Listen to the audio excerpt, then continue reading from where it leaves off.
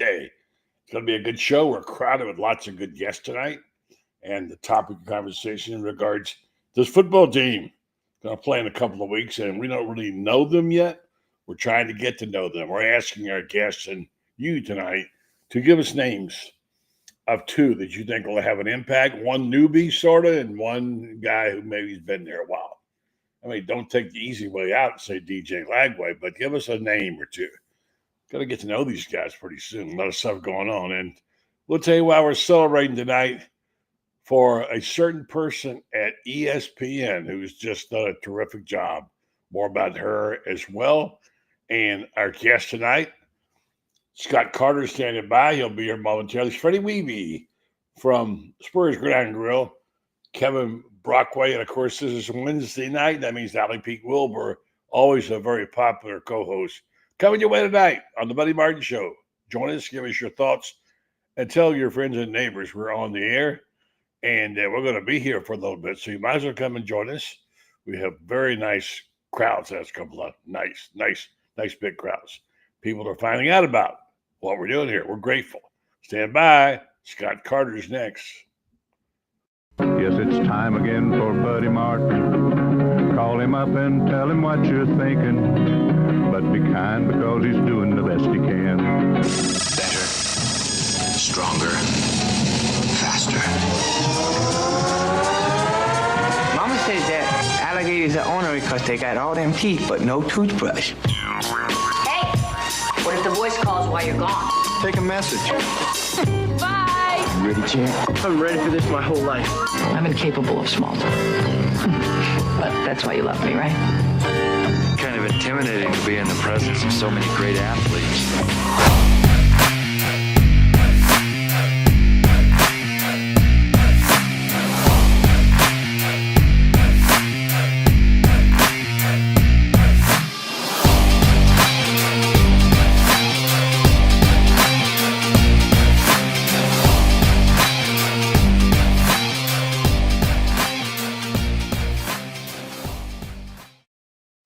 Evening and welcome to the program. I'm Buddy Martin. This is the Buddy Martin Show, and we talk Gator sports, SEC sports, and maybe some other stuff along the way. Hope you've had a good day today. Been a busy one here. I'm sure it has been for you. For all you folks out there with children in school age, been a tough couple of days, I know. So come and join us and talk a little ball tonight. We're going to try to inform you about this team. We don't know much about this team. We hear a lot of things. We don't get to see much, but we now are getting closer to the time when we need to know. And among those who will help us do that is one Scott Carter, who's looking for something he can't find somewhere on his desk there. Hey, Scott, how you doing? Hey, buddy. How you doing tonight, man? I'm doing well. Good to see you. I know you enjoyed your time at Spurs Gridiron Grill the other night. I did. That's always one of my favorite nights of the year. Get to catch up with some folks I don't see that often. And, of course, head ball coach always comes back to the media room back there and tells us a good story or two. And, and hey, the food is unbelievable. It's excellent. So it is really, it's terms of value, in terms of, and I say to people, think I'm doing a commercial. I'm not, although Freddie Wehbe will be here in a little bit and to talk about some things. But it's in terms of value, what you pay for, what you get. And plus, the museum part of this is also something that you just don't see anywhere else. There's nothing like it in this country, and no college has got one. It's a terrific weapon to use in recruiting. So if you haven't been there, folks, I encourage you. It's right there north of Gainesville. Stop in and see them. And you can. They don't serve lunches, although you can get brunch on the weekends. So there you go. So Scott, I'm getting to know. I'm hearing and reading and whatever. You do get to see more than we do. You know a little bit more, but you can't talk too much about it. And I understand that. But tonight we were thinking about, well, let's get to know this team. The challenge I gave to the listeners and to our guests is give me a name of somebody that I do know, aside from DJ Lagway, who have an immediate impact on this team. Then give me a name of somebody I might not know that you know that may have an impact on this team as well, if you're up for that challenge. All right. Well, yeah, we'll start with the guy who I think is new, and I may have said Dallas Wilson a couple of weeks ago before, he got slowed in camp, but right. I've seen in heard enough about the freshman defensive lineman Jaden Woods too. So, I'm not. You always have to kind of, be careful with the hype, right? Yeah. Right. But I think you just look at him. He looks like he's going to be able to contribute in year one. Napier's been very complimentary of him. Ron Roberts and the other coaches have been complimentary of him. So he would be my guy, I think, on the defensive line as a freshman to be able to contribute. And he's got all the physical tools you look for in those edge rushers. But there's also you look at a guy, buddy, sometimes in the way he carries himself, he looks like he's been here 5 years instead of 5 months. So that's always a very good sign in my eyes. And now when you look at the other side of it, a guy who has been here and still kind of waiting for that breakout season, and he's going to be very familiar with your audience, but I think it's very important that he has a big year. I think it's Devin Moore at the cornerback spot. Because you're looking at a position right now. They've been without Dejon Johnson some during camp. You obviously got Cormani McClain, who I know fans are really excited about, and I think he looks a lot more developed than what we saw last year in camp and during the season. I just think Devin Moore on the other side as the veteran guy back there, he needs to have the kind of year that we've seen Gator cornerbacks have through the years. I mean, it's a young secondary. I mean, they have a couple experienced safeties in Castell and Thornton, but quarterback, especially in the spread game, it's so important to have a shutdown corner. And I don't know if you want to put that on Cormani McClain, a young player, or even a Dejon Johnson, who is still relatively young. I just think Devin Moore needs to be their shutdown corner. Yeah, speaking of people, I need to go ahead and get this out of the way right now. This guy had a birthday today, and gosh, he is no longer a teenager. 20 years old, and still, yeah.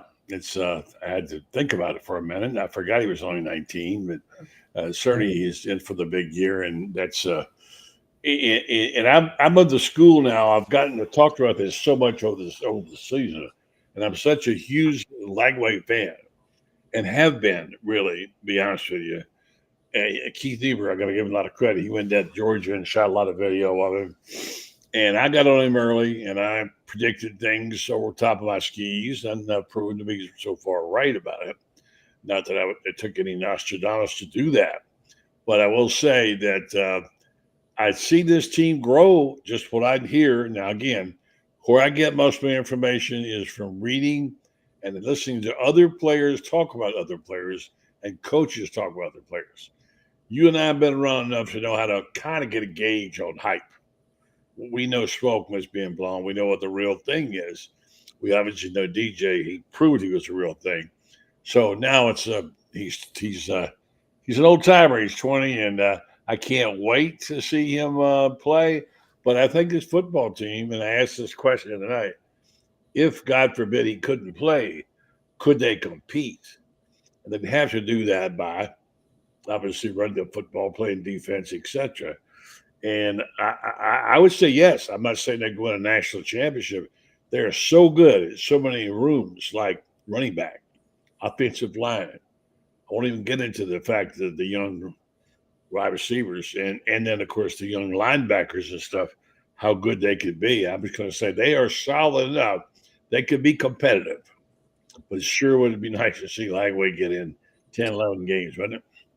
Yeah, I mean, I think that's what everyone's hoping. Certainly, I know Billy Napier's hoping for that. And it's one of those prospects that you don't want to think about too much at this point. I think we're going to see DJ Lagway. I don't know if, where he will be in the first game. I don't think they're going to need him in the first game. But well, he'll play a series at least. Yeah, I mean, DJ is just one of those guys. He's a difference maker. They don't come along very often. We saw what he did with last year's team, and he's one of those guys that beyond the stats or the throwing ability, he just exudes confidence, and most importantly, I think other guys feed off of that. And all great teams have those players, buddy. You know that. Yeah, they do. And there's nowhere more important for that player to be than a quarterback, obviously. Yeah. But I think DJ is primed to have a really big year, and it's been unfortunate that he's been hampered by some injuries, but he was able, once he got on the field last year, he turned the season around, really did help turn the season around with that defense that improved. And I think you look at this Florida team, could they compete without DJ? I think they're certainly going to hold their own in some spots, but there's nobody on the roster at quarterback, obviously, who can do what DJ can do. So, well, not anybody on any rosters who can do what he can do. That's why he's being mentioned in the stature that he is, because he's got some skills that you can't teach, man. You can't throw the ball deep like that. He obviously is a big physical quarterback who can run the ball. But most importantly, I just think that intangible that he brings of the confidence factor is huge. For sure. Now, we have quite a few people, over 5,000 online right now, many of them don't really know much about this team. And we'd be remiss if we didn't at least, first of all, tell them who we are, what we do, and what we're talking about, and explain. Two old grizzled veterans from the print world. Scott Carter, who's editor at FloridaGators.com, writes some terrific stuff if you want to go check it out. And also, I'm Buddy Martin, and I write for Gatorbait Media.com, and I've been told I've been doing a lousy job of promoting Gatorbait, and I'm told by Freddie Wehbe. So let me just take 15 seconds and tell you about Gatorbait, why you should be involved in reading it if you care about college football or the SEC or the Gators. We're kind of a boutique site. We're not the big box. We don't have a lot of people. But we have some very dedicated people, reporters, photographers, who bring you every week an in-depth kind of look at the Gators, and sometimes stuff you don't get other places. And just so you know how to get it, and I've been told, buddy, tell them how to get it. Go to GatorbaitMedia.com and sign up for one of the several programs we have. I'm told by our president, Mr. Brendan Martin, that we have specials being running right now there if you want to jump aboard. Okay. Now, Scott, your stuff is pretty much free. It is. It's the school's official athletic website, FloridaGators.com. And, if you come here, you obviously are going to get football, but you're also going to get everything else. And, we have a sports information staff that does a great job with all the other sports. And, I've been doing this now, gosh, it seems I've been here now, buddy, as about the same amount of time I was in newspapers, which just blows my mind. It's going by so fast. But 10 years, man, I will. This is my 16th season in this. What? No way! It's amazing that it's going by that fast, and there's been a lot of great moments, a lot of tough moments. But I think one thing I've taken from it is just how many great athletes have come through here. Last night I was tweeting about Pete Alonso, his freshman pitcher at Florida. He breaks the home run record of the Mets last night. There's so many. I could go on and on talking about those guys. Yeah. And then, of course, we all know that football is what draws the most interest. And I think that, you're probably Web Analytics. Ayers says the same. I mean, there's more interest in Gators football this year than I think there have been in a few years. And obviously, DJ Lagway, the promising end to last season, the schedule. There's a lot of factors. The Gators are opening up in the national polls, ranked for the first time since 2021. Right. So a lot of stuff, a lot of things that are hopeful going into this year, and I'm looking forward to the season. For sure. On the program tonight, Scott Carter, Alec Pete Wilbur will join us a little bit later. Freddie Wehbe will be joining us, and Kevin Brockway all.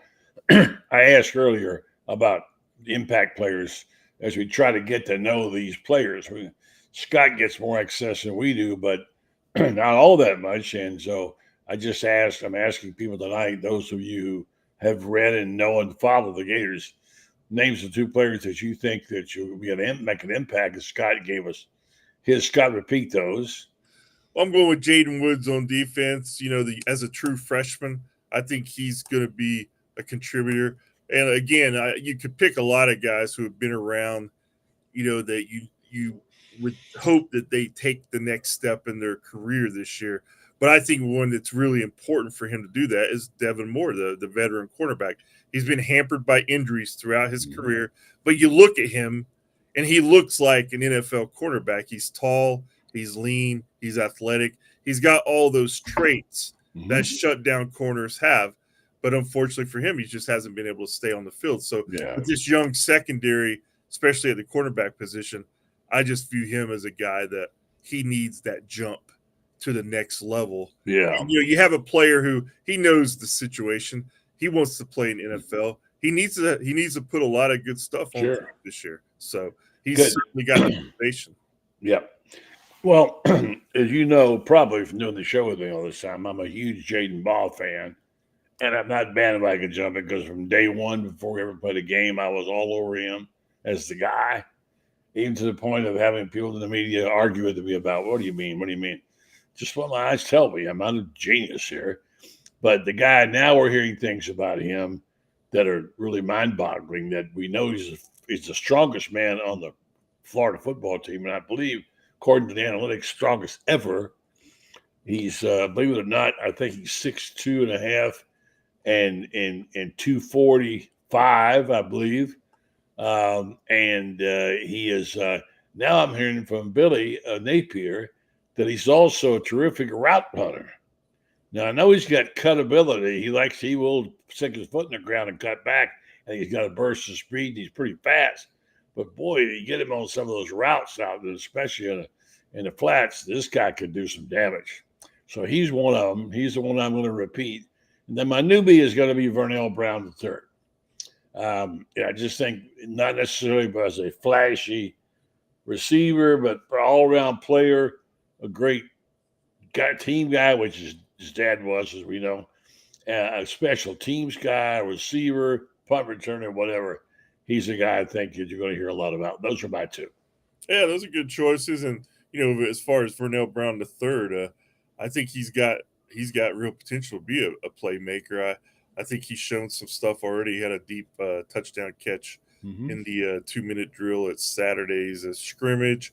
And, I think his dad, who was a very good player at Florida, who really made a difference in Urban Meyer's first couple of seasons. I think his dad will tell you the third has a better chance to be a great player than maybe he did. So I think he fits very nicely into their future plans. Yeah, there's a lot of those kids we haven't seen on that wide receiver list that we're going to be shocked at, and not to mention also some terrific ones that we're going to see a linebacker. I'm excited about that, and we'll talk more about that.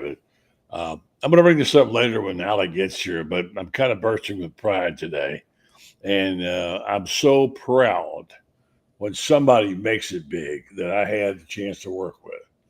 And nobody's made it bigger than our own female sideline reporter, Laura Rutledge. Laura Rutledge, a former intern for us at Gator Country, and somebody Brendan Martin worked with a lot. And she now has been promoted she's already been promoted out of sight to host the NFL show. Now she's also going to be a sideline reporter on Monday Night Football.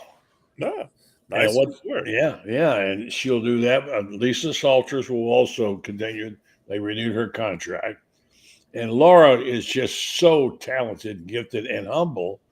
And the great story about her, I don't mean to bore people, but I'm proud of this fact that she walked up to Brendan one day at practice when she was I believe she was a freshman, and asked him what he was doing shooting practice back then. And he took us some time and started explaining to her. She really wanted to know more about it. Next thing you know, she was coming back there, and I even said, come meet this young woman. And I did, and I talked to her for 10 minutes. I was blown away by her personality, her quest and thirst for knowledge on football, and how composed she was. I thought, man, this young woman is going to be something special. And, I mean, Stevie Wonder could have seen that because she's not only really attractive, but she's talented, and she works. She's a maniac on the way she works. And I actually said to her on the first day I ever met her, after talking to her, you know what? You might stay with this. You got the potential to be something special. You may be the next Aaron Andrews, who, as we know, was, of course, University of Florida graduate. Well, guess what? She's now on the same level of Aaron Andrews. So I sent her a note and said, thank you. I said, I'm going to claim my Nostradamus stature today because when I said I'm very proud of that and proud of you. And she wrote back the kindest note. She said, you're the best. Couldn't have done it without you and Brennan. So thankful for you guys always. It's very kind. So I'm really proud. I'm bursting with proud like a granddaddy. You know what I mean? So Laura, she's done a tremendous job and pretty good scouting report you put out on her when she first joined you. I still remember my first year in this job. I think may have been her last year as a student. I had the same first impressions. Like, okay, this girl gets it. She's going to go far. I didn't know she was going to go as far as she had, as quick as she did. But I mean, she's going to be running ESPN at this rate. And that's the truth. And if she's not, then this woman will be, because she's right on her heels. And she found herself among the stars the other night, and she says, I had the wrong room. What happened here? Good evening to you, Allie. How you doing? I am good. I am tired. The first week back to school is not hard. I feel for you. It's tough. A lot of moms and dads, especially moms, you do a great job with your children. Second evening to Scott Carter. Hey, Scott. Hey, Allie. I can relate because they started back up here too, and you kind of get your summer schedule instantly turned over. So I feel you. Yeah, you got kids. Yeah. So here's the topics you catch up on. Okay. One of them was pick up 2 players either side of the ball and one who maybe new and one who's not. Okay. That you think can be impacts on this football team. Okay. Like Scott, tell her who you pick. Well, I picked Jaden Woods, as just a newcomer. Everybody's raving about Jaden Woods. Yeah. And on the other side, a guy who has been around, but I don't think he's tapped into his potential. I think Devin Moore needs to have a really big season because, I mean, having a shutdown corner is so important. And I don't know if you are to the point where you want to put that pressure on, whether it's Cormani McLean or DeJon Johnson. So I picked Devin. Yeah, and then I went Vernell Brown Okay. as an all-purpose player, and I did Jaden Ball, who just seems to getting better and better and better. Not only is he the strongest man on the team, but he now, I heard the other day, Billy, they're bragging about him running routes. My gosh, what else can he do, right? Yeah. Man, yeah. So do you want to tackle that question or come back to it? Okay, well, you took Jaden Ball was the first thing that came to my mind, but I'll say Jacoby Jackson because I think the 1-2 punch that they're going to deliver is going to be pretty lethal. And then other side of the ball, let's think. If I'm no, it can be the same side. It doesn't have to be the other side. Of the ball. Yeah. I'm interested to see what Dallas Wilson does. I think that he can be electric not only on offense but on special teams as well. And I want to see what LJ McCray can do. I feel like injured. Unfortunately, got hurt the other day. Yeah, but I think, man. It's all right. That's good. You're good. We'll stick with those. You're good. You're good there. I'm not telling you who to pick. You know more about it than I do. I will say this too. I just told Scott I felt like a proud grandfather with the news about Laura Rutledge fulfilling the prophecy that Nostradamus Martin made on her when she came aboard and worked with Brendan the first time I met her. And I said, boy, one of these days you might be Erin Andrews.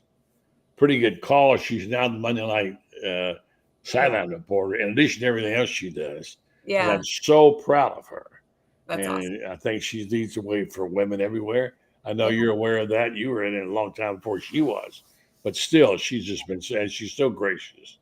So she's terrific. Yeah. So anyway, that was that. And then we're going to talk a minute here about our experience the other night at Spurrier's Gridiron Grill. And the fact that I'm really happy, and maybe Freddie can talk about it, he'll be joining us in a minute, about the fact that Scott is old grizzled veterans from the print era, and even Allie knows about this. She used to read print back in the day. I still read print. Yeah. But I mean, you used to paste the stories on your wall. Yes, I about did. A bunch of old codgers that you used to write them, and you would do that. And you're a reader. I love that about you. And the thing is that, Scott, that's where we come from. And I'm really proud, and hopefully Freddie can tell us that there's going to be some kind of commemoration of the writers in the press box who covered Spurrier. Yeah. And as soon as I can do this commercial so I can get paid, I'm going to bring him aboard and let him explain it. And I got to do this well because I've been criticized already about I'm not doing a very good job with my commercials. So let me just say this. You all know about Meldon Law, a lot about him. And you know about Jeffrey. And what you don't know about Jeffrey is he's back from his unbelievable trip he took. I'm going to have him on next week to show pictures. He showed me some of the pictures he saw. And we should all be Freddie. He's having a great life. He and Patricia went, I don't know how many continents, but a bunch of them. And he's home now. He'll be on the show next week, and he's back to business. He is one of the coolest promotions he's paying for, as far as doing it, I've ever heard, which is you can get a championship ring replica, if you go to the basketball game. I saw that. Yeah. And at first, I think it's their first 10,000 going to be there. And that's the Merrimack game on the 21st, I believe, of November. So Meldon Law, they're all over it, and they won't back down. Let's see if I'll get Freddie to tell me if Jeffrey would object or would agree with that. Good evening to you, Freddie. How you doing? Good. How are you, buddy? Good. We couldn't get you on the other night. We saw you trying to get in, but you couldn't after the big party. Technology sometimes gets us. Hello, yes. Allie, and hello, Scott. Hey, Freddie. Can you catch us up on anything regarding any of the things I just talked about? First of all, is it too premature to mention anything about your press box thing? We mentioned it before a little bit, but we'll hold off on it completely. But the HBC is going to find a way to recognize the writers. That's what I'll say. Leave it at that. Okay. And he really wants to. He's very fond of what they did not for just him, for Gator Nation. He likes writers. He likes interacting with them. You saw it at the restaurant on Monday. There was 21 writers in that room. All there, just not about food and respect. It's more a relationship. And he feels they're underappreciated. He feels they make a big difference. They help his football teams throughout his career. I know they've helped our restaurant. I mean, without you guys, let's face it, a couple of words about Spurrier, just like now, it goes a long way. It's marketing, right? But it's a respect factor. And you saw it both ways, from him to them, from them to him. He sat in the room with them, along with other media guys and other players. And there's nothing cooler to look at and listen to than those 2-3 hours with these 21 folks in the room, in and out. Scott, you were there. That bondship, that friendship, that relationship, that respect between you guys was very obvious. And you know what? It's pretty cool. For me, it's the best thing of the whole night. Yeah, that's nice. I was telling Buddy, it's always one of my favorite nights of the year. You guys do a great job with that. And whenever HBC comes back there and tells a couple of stories, can't beat that, man. Never get tired of his stories.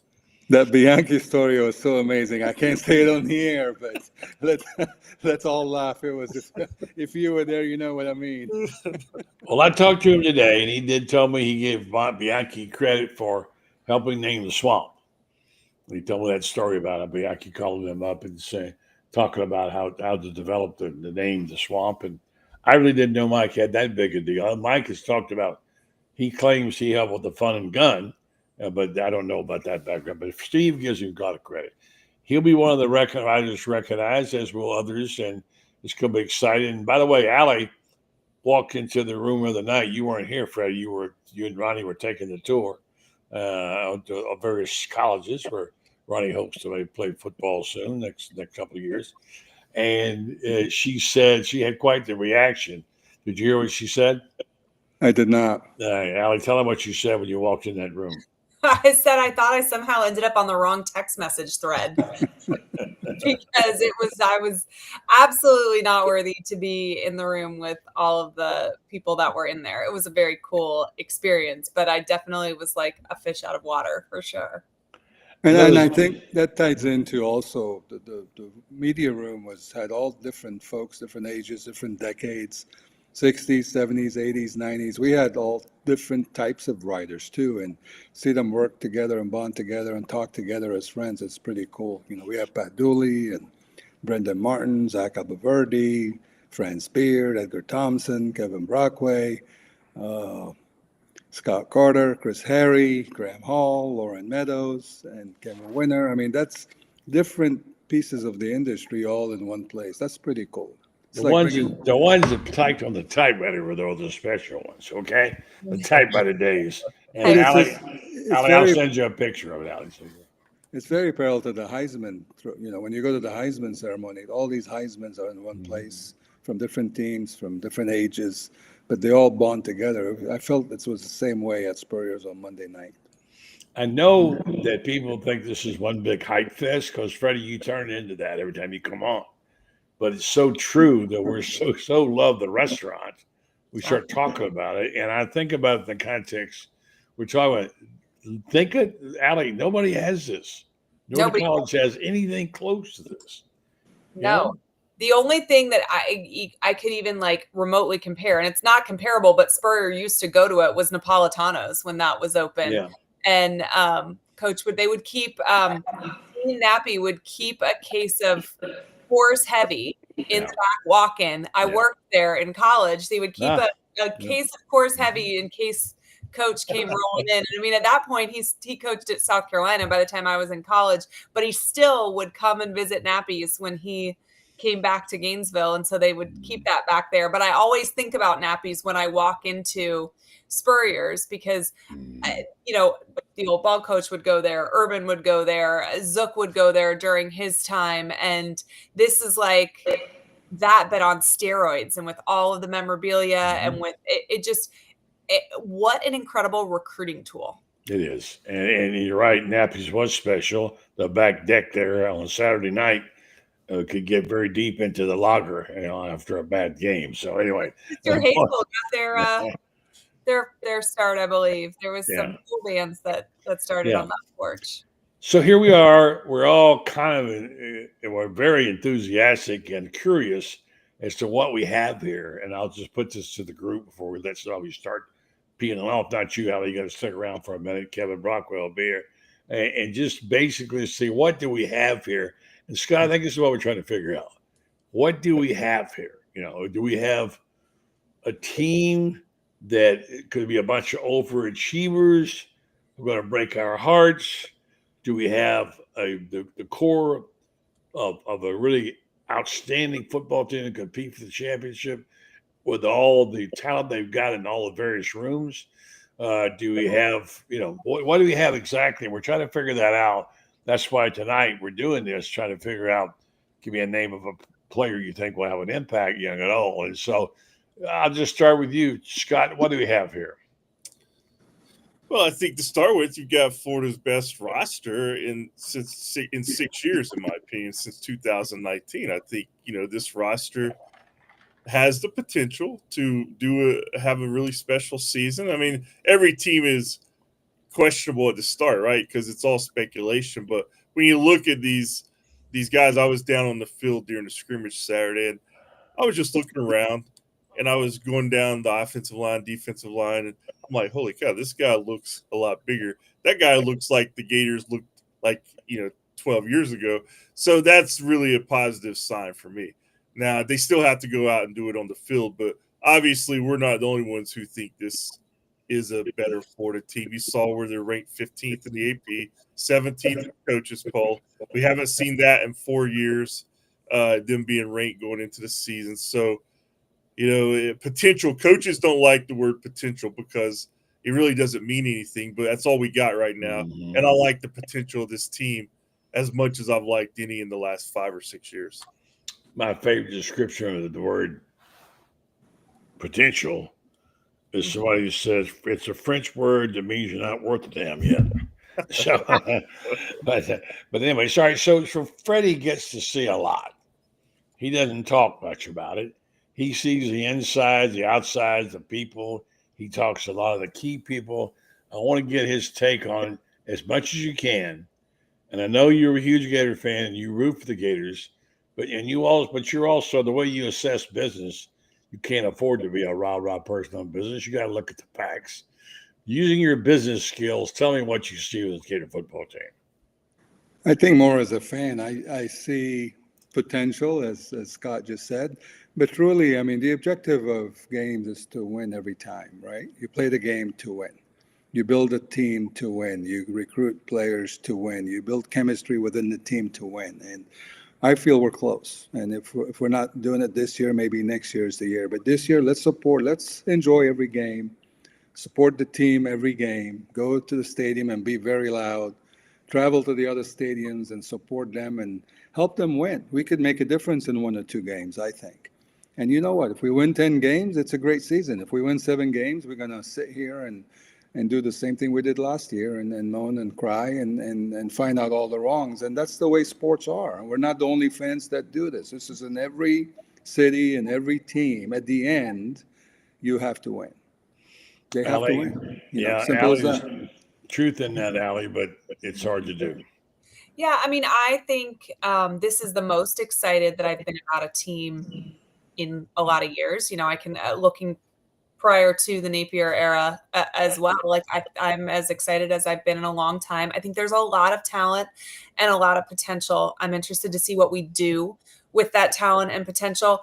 Saturday's the former player barbecue, and that's always like a turning point for me going into each season they sit and listen to what these guys that used to do this think. And that carries so much weight for me because they want more than anything for the team to perform, but they're also honest as can be. And so that's always such a enlightening day for me because there is no sugarcoating that day at all. They say, call it like they see it. But I think Freddie's right. I think that the swamp is such a difference maker. I think this fan base has the ability to be such a difference maker. And, we have a lot to be excited about, and we do have a role to play in this. And if we play it well, this stadium can really take a lot out of opposing teams. That's on the fans. All right. Yeah, we're going to do this one. Then we're going to bring in, I'm going to let Scott go because he's got work to do. And not that Freddie doesn't. I want to keep you for a minute. We addressed it. There was a letter sent out by Scott Strickland. Mm-hmm. And in that, he brought attention to the fact that, I just said, Gators 2-time national championship coach Urban Meyer is being inducted in the National Foundation Hall of Fame in December, becoming the 15th U.S. representative to achieve that honor. We will have the opportunity to celebrate Coach Meyer and this outstanding achievement at a home game this season. Stay tuned for the announcement. Now, someone asked me several of you, do you think that Florida's warming up to the idea of having Urban in the Ring of Honor, if anything? How do you read that, Scott, and what do you think it means? Well, I think this is, to honor his upcoming induction to the Hall of Fame. And when you look at the Ring of Honor, he's obviously qualified. And I think that he will get in eventually. I don't know. I haven't heard, to my knowledge, as we're sitting here talking, that there's a plan for that this year. But, when you bring him back like this and honor him during a game, I think that's pretty obvious. And let's face it, that Ring of Honor is hard to get into. And I don't even have all the list of requirements. I know that it's hard. I would like to see, personally, I'd like to see maybe a few more people get in there because Carlos Alvarez for one. Yeah, I mean, I think it's a great thing to build tradition in that way. And I get the exclusivity when they started because maybe they were thinking, well, we're going to have guys in here all the time. You got to really make it tight. But I think enough time has passed and created that, get some more guys in there. So what a way to honor your history. All right, Scott, thank you. I'll let you get out of here and go. And thank you for your time. Appreciate it. All right, guys. We'll have Scott Carter. Scott. Bye, Scott. See you. Same thing, Freddie. What do you make out of that? I mean, the question is, does Urban Meyer belong in the Ring of Honor? 100% yes. That's what I think. I don't think it's a matter of if he's going to get in. I think it's more when he will get in. He earned it. He deserves it. We display all the SEC championship rings at the restaurant, and we have 9 of them. And Steve Spurrier won 7, and Urban won the rest. And we haven't won an SEC championship since Urban left. And his accomplishments are there. And like Scott said, he qualifies. So I don't see why he does not enter the ring. All right. I'll say good night to you, Freddie. Thanks for everything you do. Appreciate it very much. Of course. Good night. Freddie. Bye, All Ali. right. All right, Ali, you're up. And we're going to bring in our buddy Kevin Brockway here to do this as well. Question on the floor is the comments made by Scott Strickland in his letter about what's going on with Urban Meyer honoring him at a home game. What does that mean? Can we read in that, Ali? As I say, good evening to Kevin Brockway. Hey, Kevin. Good evening. How are you guys? Good. I think he absolutely belongs. I think there's a possibility that this is like a taking the temperature of the fan base maybe and see how fans react to him coming back. But he meets the qualifications, the incredibly stiff qualifications. He brought Florida 2 national championships, and I don't really understand the concept of displaying those national championship banners but not honoring the coach that brought them to us. He absolutely deserves to be in. I think that it is high time. I get not inducting somebody while they're currently coaching at another school, but he's not, and he's earned it. Kevin, what's your thought about that? Well, I agree with Ali. I think this is going to be some kind of test balloon here to see what kind of reception he gets from the fans. I do know that when I wrote about Urban, I believe last winter, when he came to Spurrier's, I did get a few emails. What are you doing writing about Urban Meyer? There's still that segment of the fan base that feels jilted about what happened. He didn't know that Jim Tressel was going to, have a scandal and go back to Ohio State.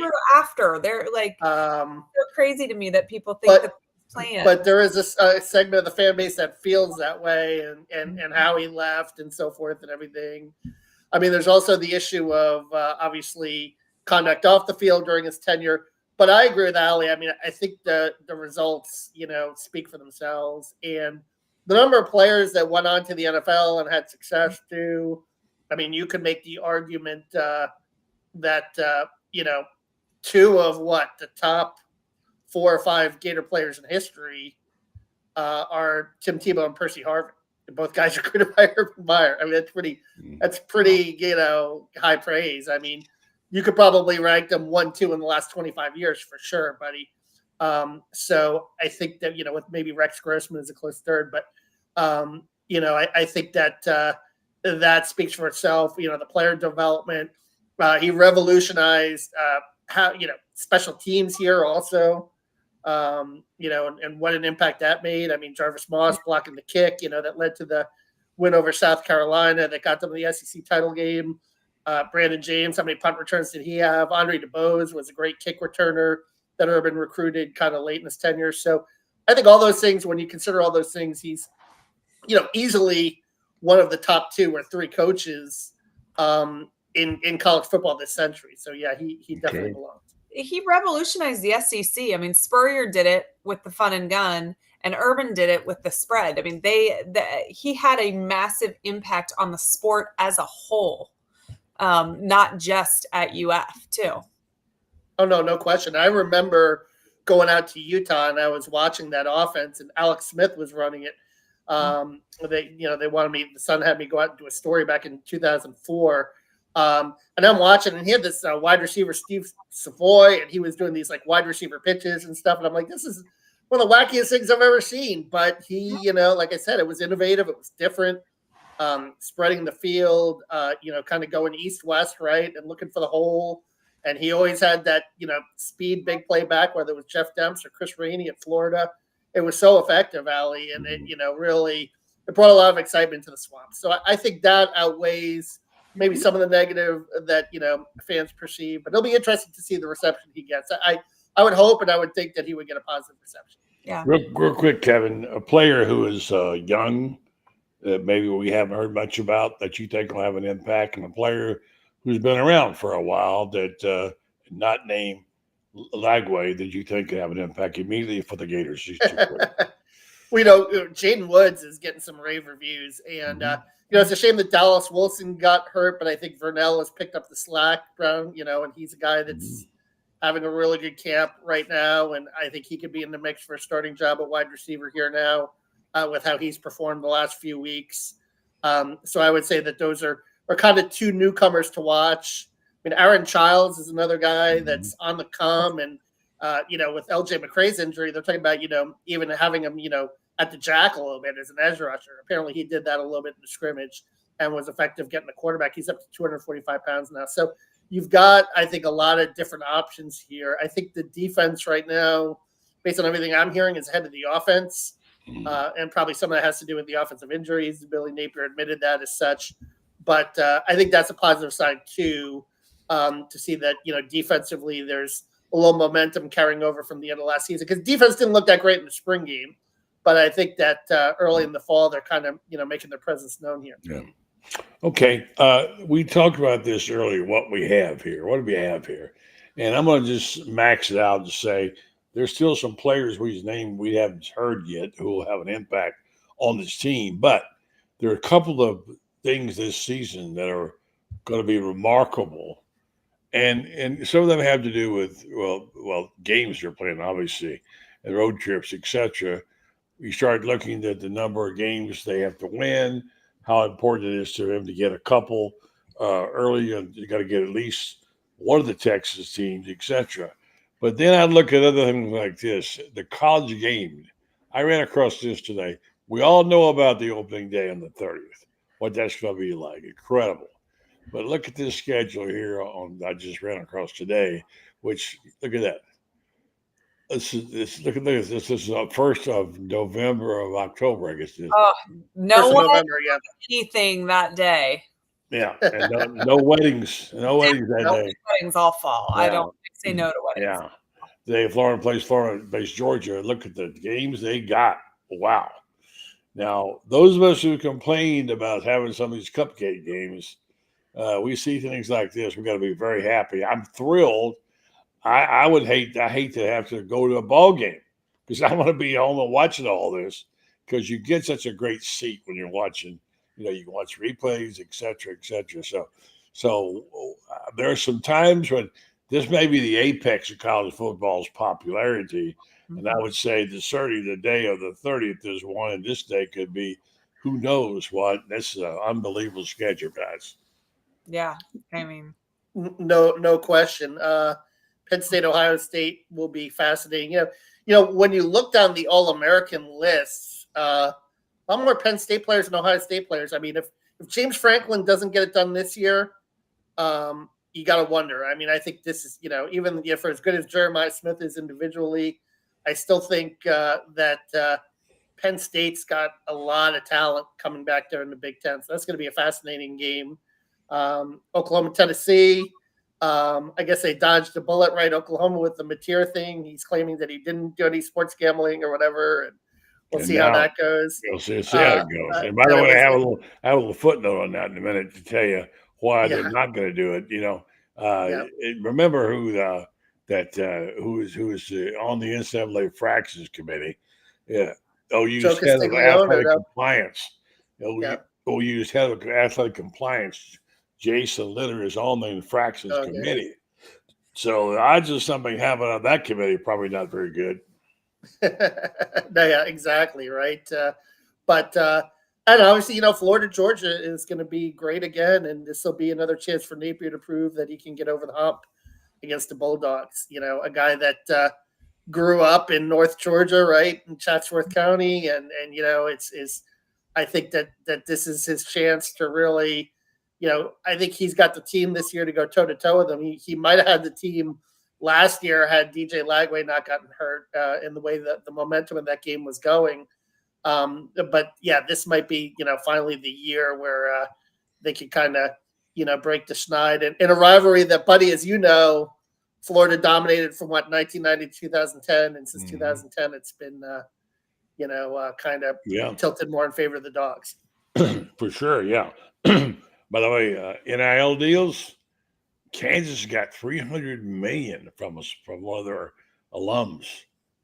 Kansas, and Tennessee has a new 10-year deal with Adidas, where they have a multi-million-dollar NIL component to it. They can get money from them to go get players. And so that's happens. A lot of, and and they're talking about replacing the South Florida AD with a guy who's basically a businessman and from Wall Street. How much has this game changed, guys? It's almost unrecognizable. Yeah. Well, what happened to DeLotte, right? And they were going to regulate this and everything like that and stuff. And that seems like it's not going too well. So it seems like it seems like it's just business as usual now. Schools are just going to do what they have to do, and market value be damned, and they're going to align with companies, big name companies that are going to pay the athletes maybe not what they're worth, but what they need. Let's put it that way. Jimbo Fisher said it right when it first came out. Some would say we've already had NIL, and we know what we're talking about in some of the schools.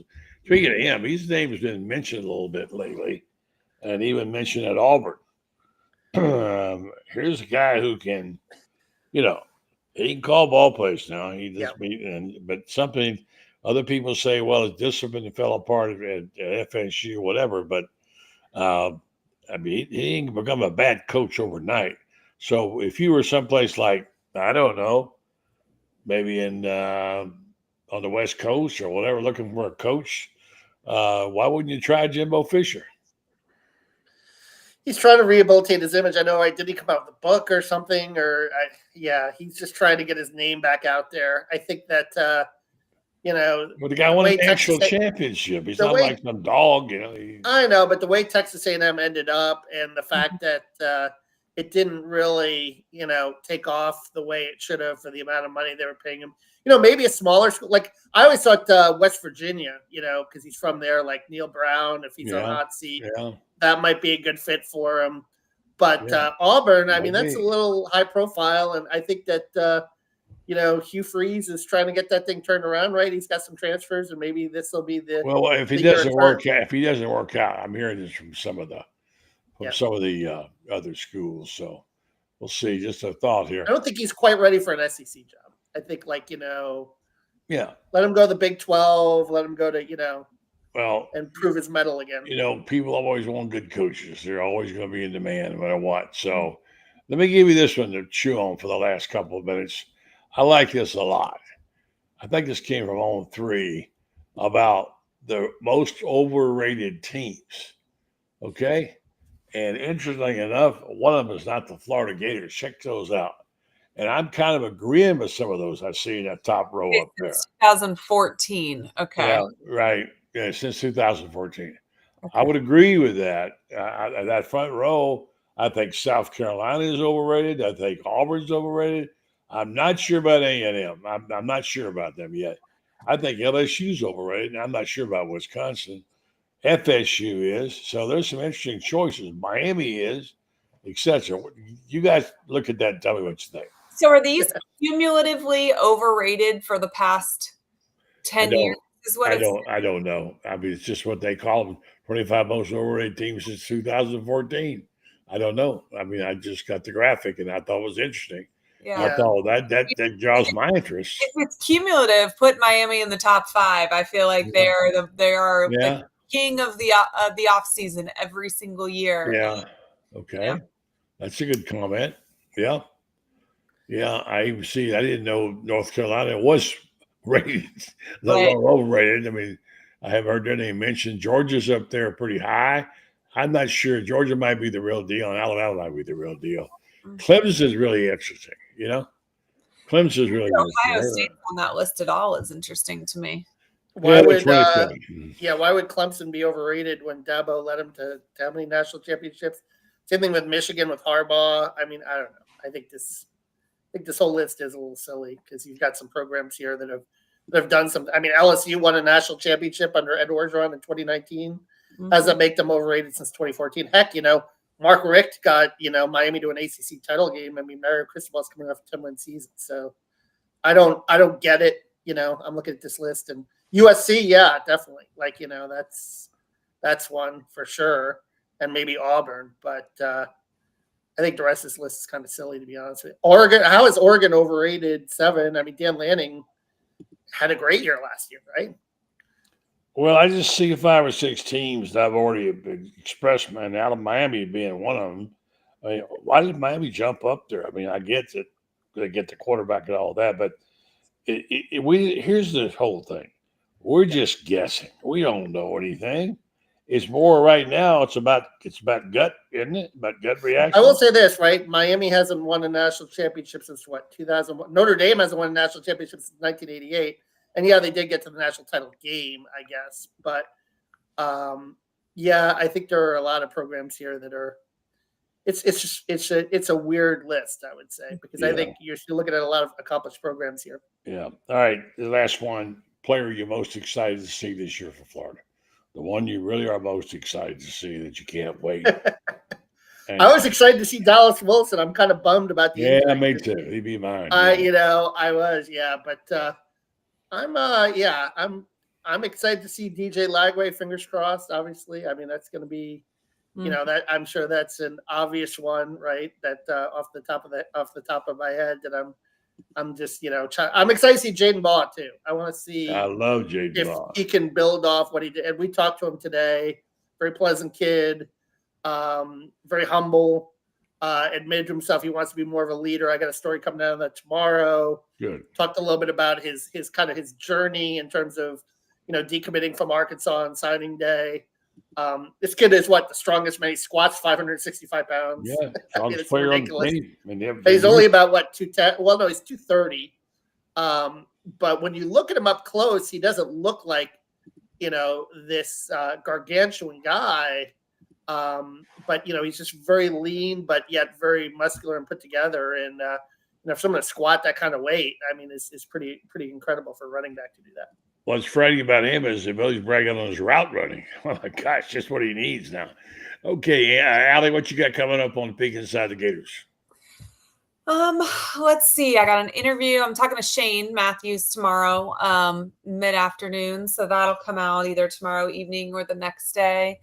Kind of see what he says. He spends a lot of time out there, and I'm sure I'll run into some people at the former player barbecue that I'll, potentially talk to and get on, and getting close to that time where we go and preview each game and, start making some predictions. Let's do it. Right. You guys are great as always. Thank you, Allie. Thank you, Kevin. Appreciate it. Catch up to you next week. And, great job.